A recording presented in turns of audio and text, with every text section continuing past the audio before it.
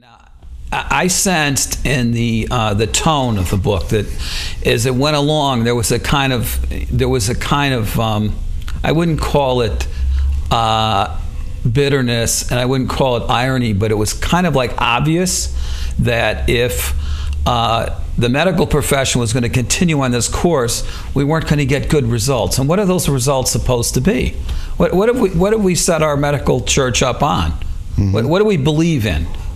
I go to the doctor, I believe in something. What am I believing in? Right. Well, you believe in the church of physical medicine, right? We most of us do that. We grew up in a culture that we were indoctrinated into that. We are to believe that if we have a spiritual issue, we're supposed to turn to our priest or our minister or our rabbi to deal with that, as if that is disconnected from the physical body. But in reality, it is all one, and we must be able to address that. We must be able to talk about these issues. And it's not that I'm criticizing religion. What I'm criticizing in the book is the dogmatic nature of the Church of Medicine, which uses a variety of tricks to maintain its perspective, maintain its power, maintain its way of doing things in a dogmatic way. It doesn't want to look outside of the box. So yes, there's a personal frustration over that for myself, because I see things very differently and wish it could be different. In terms of practical differences, what we would hope to get from our medical system and our doctors is long-term improvement in health, a process that leads us to feeling better and to being better, rather than a vicious cycle of symptomatic chaos that occurs when we take drug A for our headaches and we wind up with side effects, which we need drug B to take to deal with the side effects of that, and drug C to deal with the side effects of that, as the whole thing snowballs into chaos. That's not looking at the big picture and looking at the process of healing. Healing is a process that takes place over time that should lead to better health, greater vitality, better energy, greater awareness, and greater consciousness. And that's not what this system of medicine does. It rather suppresses symptoms, it dulls our consciousness, and doesn't lead to greater well-being. Sort of convinces us that if we do all these things, there will be a cure at the end. Right, which of course there is no theoretical. There is no cure. A cure is a theoretical ideal. Not to say, it's important that I say this, not to say that medicine bad, alternative good. Yeah. That's not what I'm saying. I use conventional medicine in my own practice and refer my patients when necessary. We need to have a green system that encompasses all, so that we can use the best of conventional methods and the best of alternative methods to our benefit for our patients. And sometimes you need to use that antibiotic when that person is dangerously sick with pneumonia. And sometimes you need to go to the ER when that blood vessel is burst and you're hemorrhaging. And sometimes you need something other than that antibiotic or something other than that painkiller, because there's a better way out there that the Church of Medicine is dogmatically against listening to or opening itself up to.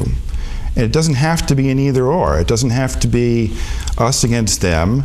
It all should be for the benefit of our patients. Yeah, that's what I liked about your theme that went throughout it. It's like there's a better way to do this, and everybody has to get involved.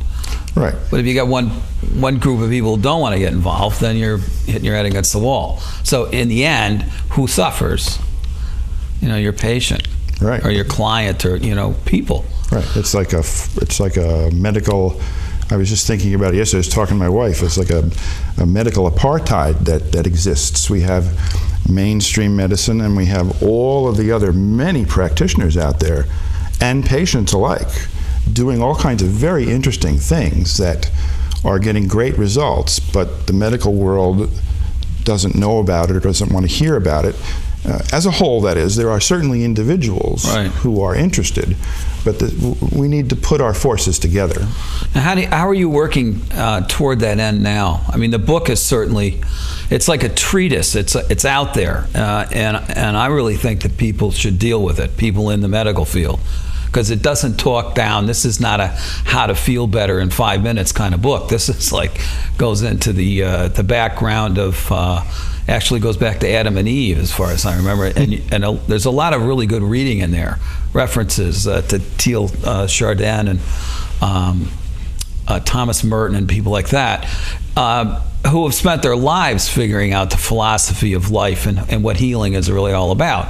As a practitioner, it seemed to me that your personal story links up with the story of green medicine, and that you discovered in your own training and education to become a doctor that there was a whole side of healing and human experience that was sort of left out. And that was a moment that I enjoyed reading about, where you went out just, shopping around at garage sales and things and found a diploma. What was it, 1896? Yep. And it came from Hahnemann? Well, it came from the University of Iowa Homeopathic Medical School. Yeah. Which, of course, nobody knows such a thing ever existed. I know, it's like that. It's like history wiped that out. Right. But the reality is that there were 22 homeopathic medical schools, many of which are now conventional medical schools, and there were over 100 homeopathic hospitals, none of which exist anymore except in places like India or England. But the American system of medicine has become too heavily focused on a technological approach, a pharmaceutical approach, and while that has its benefits, it needs to use these other things, and we need to find a way to bring this all together. And that was the purpose, that was the reason why I wrote the book. I wanted people to take a look at the big picture and start to think about it, because normally we don't think about it. We don't even understand it. Nobody really understands why, when I go to the doctor and I have an ailment and I take a medication, that ailment gets better, but then 3 months later I developed a new ailment. We don't think about it, we don't connect it, we don't understand it, and that's what I'm hoping, that if we create a greater awareness, both patient and doctor alike, we'll start to say, okay, we need to rethink what we're doing and find a better way for everybody. There's a lot of people out there, a lot of medical people who seem to be trying to do this, but I think they're sort of running uphill. I mean, there's a politics inside the medical field, and I'm always fascinated by how doctors deal with that, the pressures. I mean, it's some of the things I read about putting the health care bill together, and before that is the pressure of lobbyists who are representing pharmaceutical companies and insurance companies. So what's really happening to our medical system, which, if you turn it around, the mirror is really held up to the patient. It's held up to us.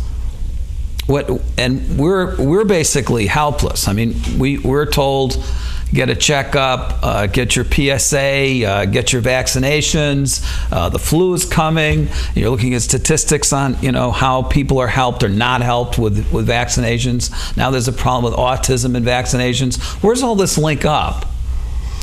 Yeah, well, you do have to cut through all of that, and who's doing it for us? Most people don't want to do it. Well, there's a role for patient empowerment. People have to take their own health matters into their own hands, in the sense that they have to educate themselves, and they have to realize that the doctor is not the authority that you must obey. The doctor is someone that you consult, who you may agree with or disagree with, and you have every right to say, okay, I'll do that, thank you, doctor, or I think I'll think otherwise about that, and I may consult somebody else. So people need to be empowered, and the way through empowerment is through self-education and understanding.